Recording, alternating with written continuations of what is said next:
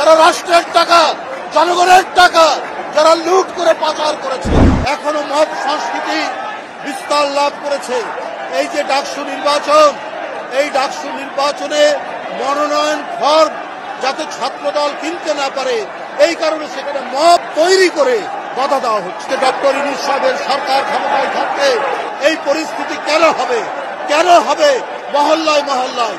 কেন হবে গ্রামে গ্রামে, জেলায় জেলায়? আজকে আইন বহির্ভূত ভাবে সেখানে মব সংস্কৃতি তৈরি হবে।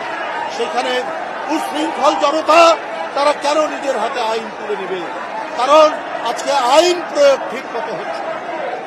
এই কারণেই বেআইনি কর্মকাণ্ড আজকে হচ্ছে। সংখ্যালঘুদের জীবনও বিপন্ন হয়েছে। রংপুরের তারাগঞ্জে 2 জন এই মব সংস্কৃতির শিকার হয়েছে। বন্ধুরা আমার, এইরকম পরিস্থিতি তো আমরা কামনা করতে পারি না অন্তর্বর্তীকালীন সরকারে।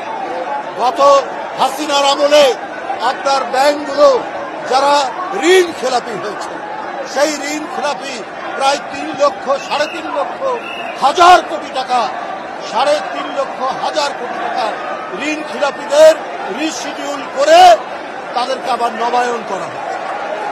আবার এই সরকারের আমলেও প্রায় 1.5 লক্ষ আপনার ঋণ খেলাপি নবায়ন করা হচ্ছে। তো এইটা জনগণকে এটা প্রত্যাশা করে এই সরকার তাদের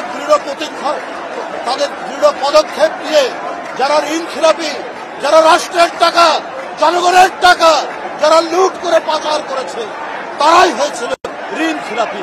এত টাকা, প্রায় 3.5 লক্ষ কোটি টাকা তাদের রিশিডিউল করার সুযোগ দিয়েছিল হাসিনা।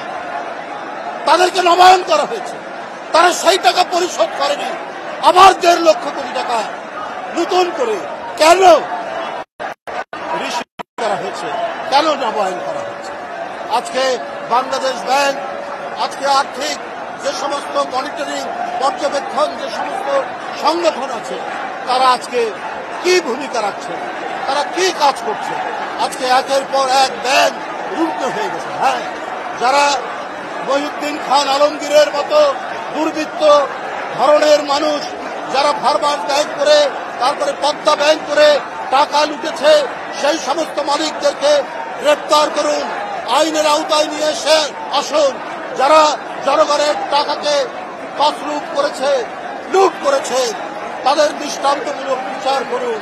কিন্তু জনগণের টাকা যাতে ফেরত যায়, এটারও ব্যবস্থা অন্তর্বর্তীকালীন সরকারকে তাদের পদক্ষেপের মধ্যে দিয়ে নিতে হবে।